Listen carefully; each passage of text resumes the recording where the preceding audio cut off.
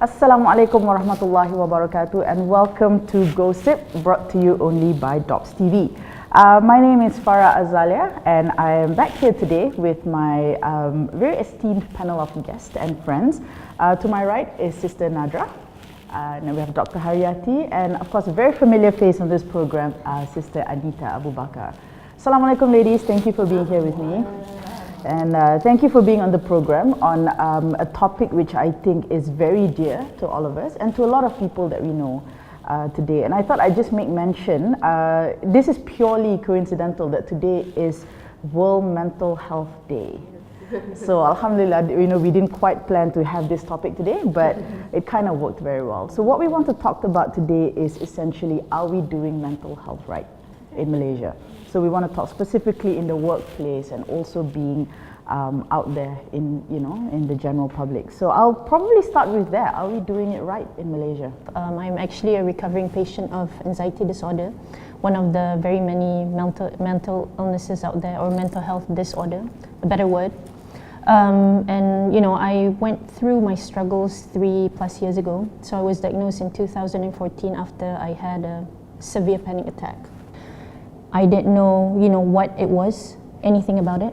The only thing that I knew during the time was from this movie, I think everybody has watched it, which is The Beautiful Mind, of course, with Russell Crowe portraying himself as a schizophrenic patient, where he, had hallucinations and all that. And that was the only thing I knew. And even then, I didn't even understand what schizophrenia meant. Nothing in hospitals, nothing in government hospitals, nothing in private hospitals, nothing in the clinics. So there wasn't any support, there wasn't any, like a poster, there was nothing at all. So I have to say that we're not quite there.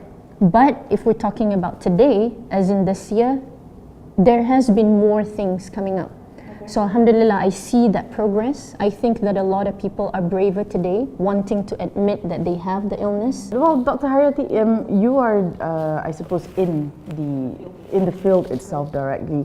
Do you personally see the changes throughout the years? Well, I think, like I was sharing with you before the show, I think we're moving in the right direction. I think we're not regressing, that's definite. A lot more that can be done.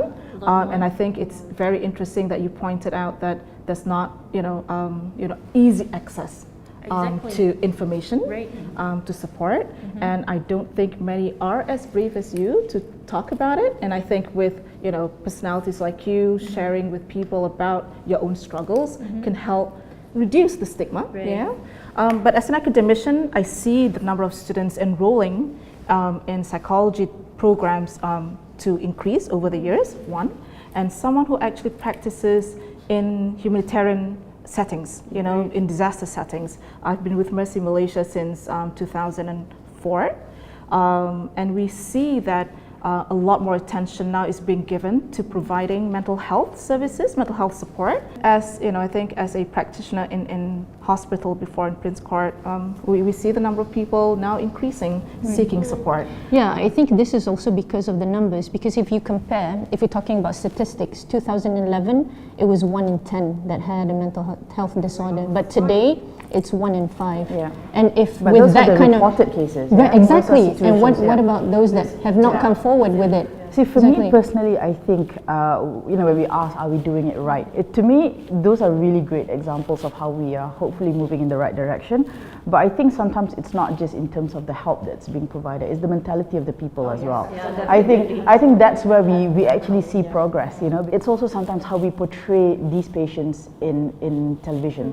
Almost every single time you have a schizo patient, they have all sorts of murdering tendencies, things which really scare people. I mean, look, I'm not trying to underplay the the effects of the conditions, but at the same time, they are very normal functioning schizophrenics. No, this is what people don't understand. When a person has a mental health disorder, the problem is if the illness is untreated and unsupported. You know, if it's treated, it is supported, then we are all fine. We are functioning individuals. We can contribute to society, and this is the stigma that we really need to kill once and for all. You've had some experience with that? Yeah. Is that, It just brought me back when I was doing my internship back, like, I don't know, more than 10 years ago. There were a couple more students who came over to it. I did it at a rehab center back in PJ, Old Town PJ. So the students were asking the officers there, like, oh, can they write? I'm like, you know, can mental health patients write? I mean, I'm sure they can write, you know, because they were functioning adults before. It's just that, you know, one of the clients had bipolar. I think a lot of people think that mental health is an all or none entity. Correct. You know, they think, oh, you either have mental health or you don't, or mental illness or you don't. Right. It's actually a continuum. All of us, of us, at one point in our time would go through, have emotions that are that are signs of depression, you know, that go through anxiety, grieving, you know, not being able to function. So some of us sometimes lie, you know, towards this part of the continuum. Some people actually, you know, spend a lot of time dealing with depression for many years, but they are able to actually bounce back. So I think at the end of the day, if we actually try to normalize, you know, some of this medical, psychiatric conditions, psychological conditions,